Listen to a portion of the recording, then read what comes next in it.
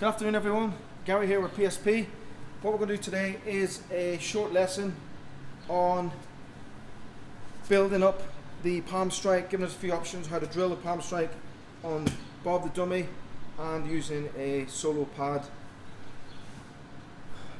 When we're training for any combative tools on the street, we want to make sure that we build a scenario in our heads, because if we don't build a scenario, then you may find that you're just going to be throwing the shots just for the sake of it.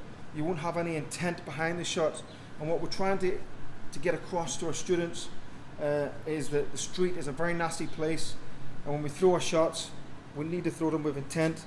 We need to throw them to knock the attacker out, to get the situation over with as quickly as possible. So we'll build a mental picture in our heads of what this guy wants to do to us. He wants to kill us, possibly. He wants to rob us. He wants to take us away from our family. He wants to create a lot of pain and hurt. He wants to ruin our day. You've done nothing wrong. He's rehearsed this over and over. He wants to ruin your day, and he wants to make your life really, really bad. So we need to get this mental picture of the fuck you, you will not ruin my day in our heads before you throw the palm strike. As with any combative tool, we want to start off slowly, so we get the initial movement, then we want to build it up and speed it up as these shots progress. So we want to start off our scenario with the non-aggressive stance. We want to imagine where the attacker's hands will be. We always want to make sure our hands are slightly above. It gives us more of the advantage. If our hands are lower, then he has the advantage and he can attack us. It's going to take us a lot more time to react. So our hands want to be slightly above Bob's hands, for example. So we say Bob's hands are here or on his side. My hands want to be out here. The fence stance that I want to be adopting doesn't want to be too aggressive. It wants to be just something more relaxed, conversation style, hands out, but ready to react at any time. If Bob then decides to become more aggressive, he's told me he wants to kill me, or I've seen something, his hand going around the back of his trousers, or anything that gives me an indication that he wants to hurt me, then we move into the more aggressive fence, where we tell him to fuck off. We place our hand on the chest of the attacker so we can feel the energy, we can feel what's going to come. We've got the index, and then we can prepare ourselves to launch the palm strike. So we'll go through the scenario in our heads, do some verbal de-escalation, talking away. He's getting more aggressive. Listen, get the fuck back. He's not listening. We practice the palm strike slowly. Bear in mind the principles, guys. We want to drive forward off an angle, same time pushing our weight across onto the left, the lead foot. We don't want to drive into the target and try to drive through it to try to create that knockout shot. So we're punching through the target, not at it. We're pushing off the back foot. We're using those hips to torque, to create the speed and the energy to drive into the target. So again, non-aggressive stance. He's giving me shit. Listen, make it back. I'm going to practice that palm strike. Remember, as with the palm strike, guys, we're looking to land with the heel of the palm, the most padded area. Fingers can be slightly cocked to create more damage to the skin. You can drive this palm into the skin and rip the skin off if you wish. Or you can land it with a flat hand, which is more safe on the fingers. Remember, in the target area, guys, of Bob, anywhere along the jawline, the throat, the neck, the eyes, the side of the head, the base of the skull, anywhere the soft tissue or the vulnerable parts of the body that can create the most damage and most pain. Anything around the chest and the stomach area, we could possibly use that for, say, self-protection, or on the doors, or close protection. Just a little shove, a little stunning shot to push the attacker back, or push the individual back, just to give him a warning sign. But for the street, for extreme violence, to get the attacker out of our way, to create as much damage, we want to create shots where pain is most susceptible, as in the nose, the jaw, back of the head, throat, even the base of the skull, rocking that brain. That's where the brain's computer is. We rock that brain, we're going to put the lights out. So again, going through the scenario in the heads, then we're going to start speeding the shot up, throwing it out and bringing it back a little bit faster. So here, put the hand out, stepping in and throwing it out. 70% now. Nice and relaxed. Again, going through the scenario. Don't no trouble, mate. Mate, don't no trouble. Don't no trouble, mate. Trying to get on my way. Trying to get on my way.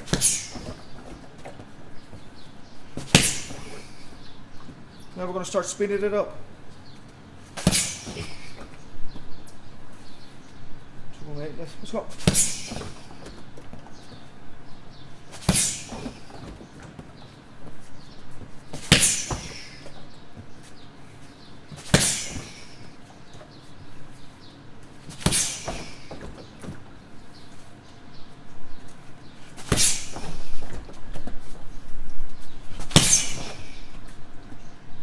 So that's a single strike. Next thing I want to do then is I want to go through 100%. One single strike, do a few repetitions of that, and then we want to swap over to the opposite hand. If you use your dominant side all the time, you're only half as effective. If you switch to the opposite side, you're going to be more effective and more of a fighter. It makes you double the fighter that you would be. So then we'll start practicing it full strength, full strike. Listen to me, don't no trouble. Don't no trouble, mate. Listen, mate, don't no trouble. Trying to get my way, mate. What's that over there? Listen, mate, don't no trouble. What's that over there? Don't no trouble, mate. Don't no trouble. What's that?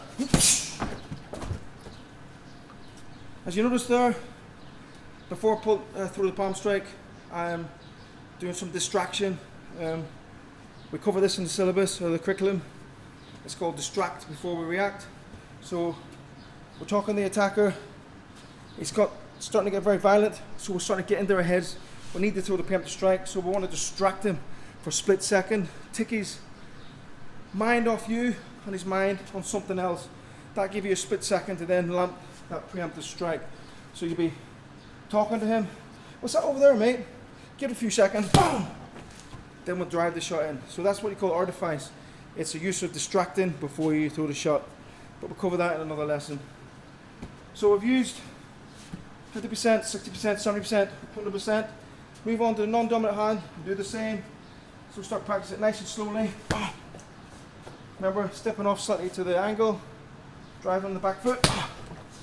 Nice and slowly. So mate, don't have trouble. Don't have trouble, mate. Move it up down to 70%. No trouble, mate.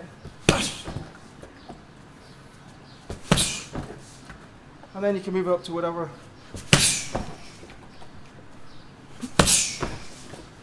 And then you can add your distraction. What's that over there, mate? Well, I know you from somewhere. So that's single palm strikes. So what we're going to look at now then is doubling up the single palm strike to create a forward pressure. If you don't hit him with the first one, then you've got to continue the attack to take the attacker out. So then we're going to double up 2 strikes to start off with. So once again, sort of non-aggressive stance, practice 2 palm strikes, going forward as we throw them. I know the dummy doesn't give you much of a real scenario, but it's good just to get them strikes off and start getting the dynamics behind it and getting the principles. So again, just driving it in. Right. Staying nice and relaxed when you throw them. Nice and relaxed. Don't show anything. Nice and relaxed. Normal stuff.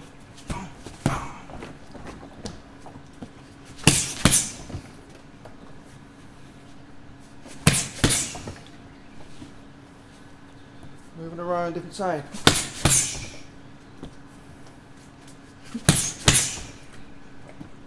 And then you can do full blast. With intent. Remember, visualize. Don't have trouble, mate.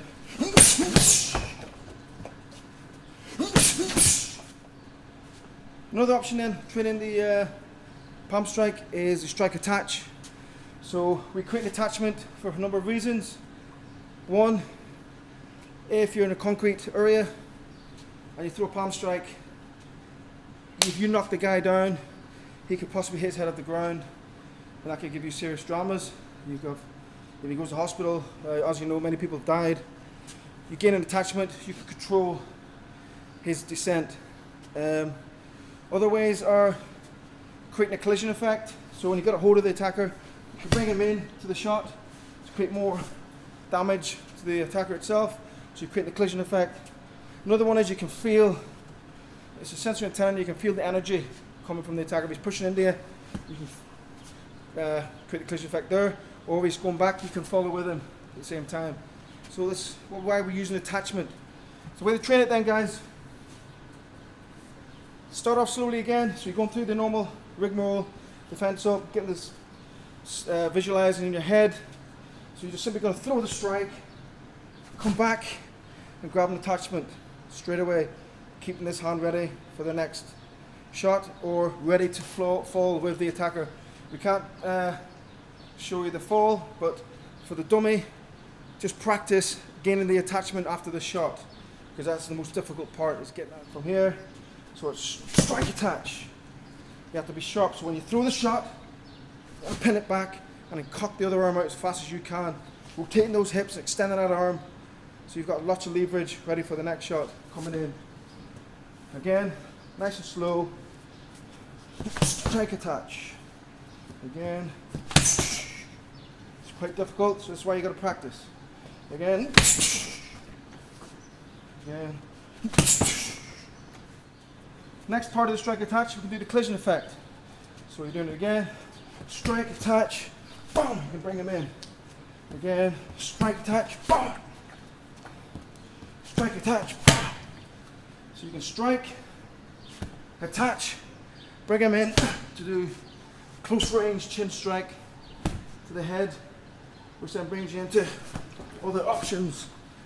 So you're moving from long range to close range, where then you can start doing other stuff like elbows, face butts, takedowns, knees, all that other stuff. So that's a strike attach. Next one then we'll move on to then is possibly throwing the 1s and 2s and 3s. So you can stand again, start off with the left. Yeah, so practice the 1, 2. Nice and slow to start off with. You can step off line. Again. Offline. You can come here with a strike. You get attachment. Boom, boom. Doing all that kind of stuff. 1, 2. Offline. Boom. From here, you get the option of pushing that head away, driving him back. You have the options to strike to the throat. You get attachments again. Boom, boom, boom. Then we'll have the 3s. Boom, boom, boom. Combinations, pushing them back. Just a blitz in the head. Sometimes when you use a blitz in the head is when the attacker's coming at you, running at you, and you just want to blitz in, give as much as you can to push him back. So he's coming running at you, boom, boom, boom, boom, straight in. He's coming running at you, boom, boom, boom, boom, straight in. Again, he's coming, boom, boom, boom, boom. A rapid succession of palm strikes to the head, driving the attacker back, taking him to the ground. So that's the palm strike combinations. So what I'm going to talk about now is a combative tool called indexing. What is indexing? Indexing is a rangefinder.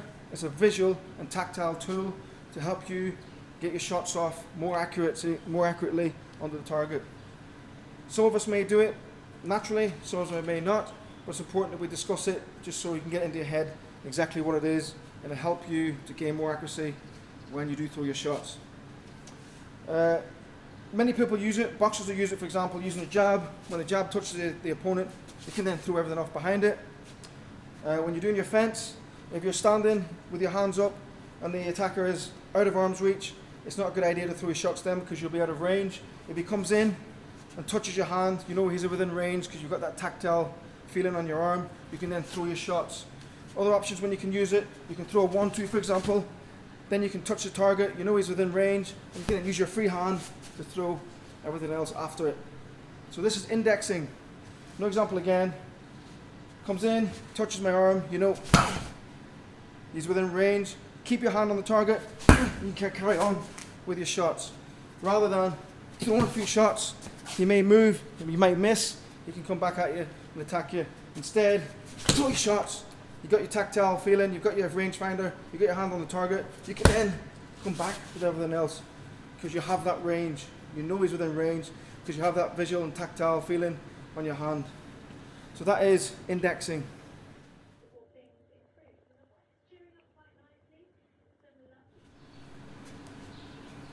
So the next thing we're going to look at is what we call using the closest tools to the closest target. So give you this scenario. Say for example I'm in a lift. I've got a guy on my left. He's getting high rate. He's got the means. He's close to me. He's got the intent. He's told me what he wants to do. He's got the opportunity. He's got his fists clenched, and he's closing in on my personal space. So what I need to do then is I need to strike as quickly as possible. However, because I'm stood side on, this shot's going to take a lot longer to travel to its target, which means he could possibly see it and catch me before I catch him. So what we do is we use the closest tools to the closest target. So my closest tools to this target will be my left hand. So what I can do with this left hand is I can use it as a distraction before I throw my preemptive shot. So give me a demonstration. So here's gobbing off. I'm talking right on this, mate. Boom! I can stick my distraction hand in his face, push his head back, give me the opportunity to then fire my palm strike, my hammer fist, and my elbows. So again, he's here, he's giving me shit. I can't throw this shot because it's too far away. So then I can throw that shot. Again, he's giving me shit. I've still got my hands up, but this is going to be too far because I'm standing straight on. The moment I stand to turn around to get myself in a position to throw this shot, he can land his shot and probably knock me out. So I need to hit him quickly, I need to distract him so I can set up my powerful shot, so I'm going to use this left hand. So the best option then is to stick this in his face, step in and push it into his face, pushing him back. At the same time, it gives me the opportunity to throw this shot. I can use a hammer fist, or I can use the elbow, or I can get an attachment, then work away, whatever I need to do. So again, it's giving me shit, drive that in his face. With this shot then, you make sure you push through and into the face. Push that head back, give him the opportunity to use that throat if need be, create as much damage to the target. So that is closest tool to the closest target.